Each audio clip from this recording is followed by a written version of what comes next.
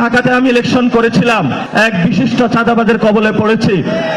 এটা শুধু ঢাকাতে নয়, চিটাগংয়ে অনেক চাঁদাবাজ রয়েছে। আমাদের লড়াইটা সামষ্টিক লড়াই, কোনো ব্যক্তির বিরুদ্ধে নয়। আপনি যে দল করেন না কেন, আপনি বিএনপি করতে পারেন, জামায়াত ইসলামী করতে পারেন, এনসিপি করতে পারেন। আমরা স্পষ্ট ঘোষণা করছি, যারা চাঁদাবাজি করে, সন্ত্রাসী করে, দুর্নীতি করে, তাদের কোনো দলীয় পরিচয় নাই। এরা বাংলাদেশের আইনের হাতে তাদেরকে তুলে দিতে হবে ধরে ধরে, ইনশাআল্লাহ।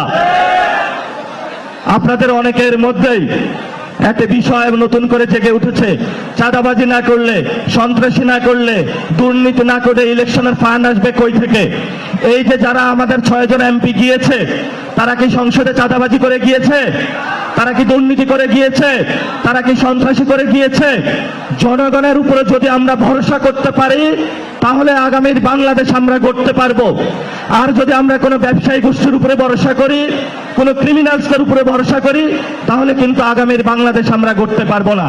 এই জন্য যিনি প্রধানমন্ত্রী হয়েছেন, যেভাবে আপনি প্রধানমন্ত্রী হয়েছেন, ঠিক আছে, আপনি চেয়ারে বসেছেন, আপনাকে সুস্পষ্ট উদ্যোগ নিতে হবে। বাংলাদেশে ধর্ষণ বন্ধ করতে হবে, বাংলাদেশে চাঁদাবাজি বন্ধ করতে হবে, বাংলাদেশে সন্ত্রাসী কার্যক্রম আওয়ামী লীগের বন্ধ করতে হবে। কোনো অফিস খোলা চলবে না। এই ধরনের যারা নতুন করে মুক্তি পাচ্ছে ইয়াবা সম্রাট বদি, এদেরকে আপনি আইনের হাতে তুলে দিতে হবে এবং এদের বিচার প্রক্রিয়া নিয়ে আসতে হবে। অনেকে আমাকে মেসেজ দিয়েছে যে আমাদের সমাজে ভয়াবহ একটি সংকটের জায়গা হলো মাদক। এই মাদকের কারণে হলো যুব সমাজ ধ্বংস হয়ে যাচ্ছে, এবং এই যে এখানে যে মাদক সম্রাট আছে ইয়াবা বদি, সে মনে হয় এখনো জেলে আছে। এই যে ইয়াবা বদিকে ছাড় দেওয়া হয়েছে।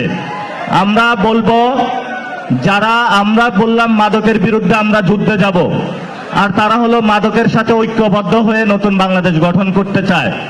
বাংলাদেশ এবং মাদক একসাথে চলে না, হয়তো মাদক থাকবে অথবা বাংলাদেশ থাকবে। এই জন্য যারা ইয়াবাবদিকে বের করেছে, নিশ্চয় তাদের কোনো অসৎ উদ্দেশ্য রয়েছে। আমরা বলবো তাদেরকে দ্রুত আইনের আওতায় নিয়ে এসে নতুন বাংলাদেশ গঠনে যুব সমাজ যাতে মাদক থেকে মুক্তি পাইতে পারে, এইসব চোরাচালান সিন্ডিকেট এগুলো বন্ধ করতে হবে পুরো বাংলাদেশে, ইনশাআল্লাহ। আমাদের সংসদ যে নির্বাচনটা হলো, আমরা 2টি ভোট দিয়েছিলাম, একটি হলো পার্লামেন্টারি অ্যাসেম্বলি, আর একটা হলো রিফর্ম অ্যাসেম্বলি। কিন্তু আমরা শুনতে পাচ্ছি 12 তারিখে হলো সংসদ সদস্য যারা রয়েছেন তারা সংসদ অধিবেশনে বসবেন, কিন্তু আপার হাউস যেটা, সেটা এ পর্যন্ত কোনো কথাবার্তা হলো না।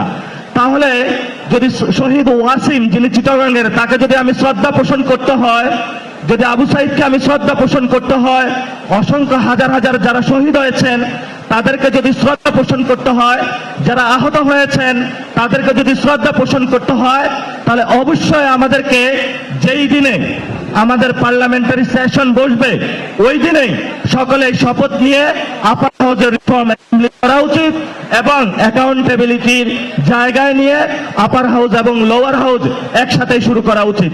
তো যারা সংস্কারের বিরুদ্ধে কাজ করবে, আমরা আপনাদেরকে একটা কথা বলবো, যে গণভোটে আপনারা শেষ পর্যায়ে বলেছিলেন যে হ্যাঁ ভোট দিতে হবে, শুরুতে কিন্তু আপনারা বলেন নাই।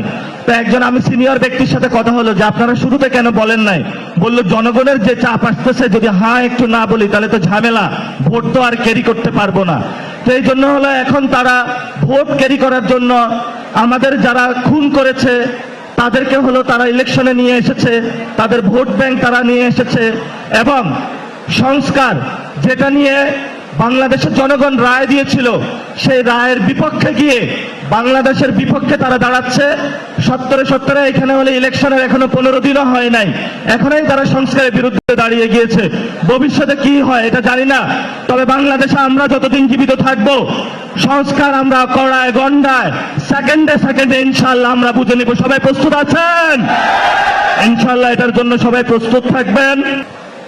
শেখ হাসিনা ভারতে পালিয়ে আছে, আমরা দেখছি বিভিন্ন এম্বাসির সাথে মিটিং হচ্ছে।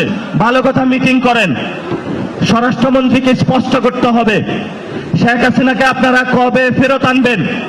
আমরা শেখ হাসিনাকে, শহীদ ওয়াসিম, শহীদ আবু সাইদ, ওনাদের মা বাবার হাতে তুলে দিতে চাই যে ওনার ফাঁসি হয়েছে, ফাঁসির দড়িটা আপনারা টান দিয়ে শেখ হাসিনার ফাঁসি বাস্তবায়ন করেন। এই জন্য হলো যারা শহীদ ওয়াসিমের মা নাম, মুখে মুখে নিয়ে থাকে, আড়ালে টেবিলের নিচে, যেটাকে পলিটিক্যাল টার্মিনোলজিতে বলে আন্ডার টেবিল কাজ করে। এই জন্য বাংলাদেশে আন্ডার টেবিল যদি কেউ শেখ হাসিনাকে নিয়ে আসতে চায়, আওয়ামী লীগকে সুযোগ করে দিতে চায়, এবং যারা আমাদের উপরে গত 15 বছর নির্যাতন নিপীড়ন চালিয়েছিল, ভারতকে একচেটি আবার ব্যবসা বাণিজ্য বাংলাদেশের মানুষের উপরে চাপিয়ে দিতে চায়, আমরা যারা তরুণ প্রজন্ম রয়েছি, আমাদের যারা সিনিয়র প্রজন্ম রয়েছেন, যারা আমাদেরকে গাইড করে থাকবেন, আমরা এক চুল চুরবে এটার জন্য ইনশাআল্লাহ আমরা প্রস্তুত নয়। দরকার হয় আবার জুলাই হবে, কিন্তু আমরা বাংলাদেশ আওয়ামী লীগকে কখনো মেনে নিব না ইনশাআল্লাহ।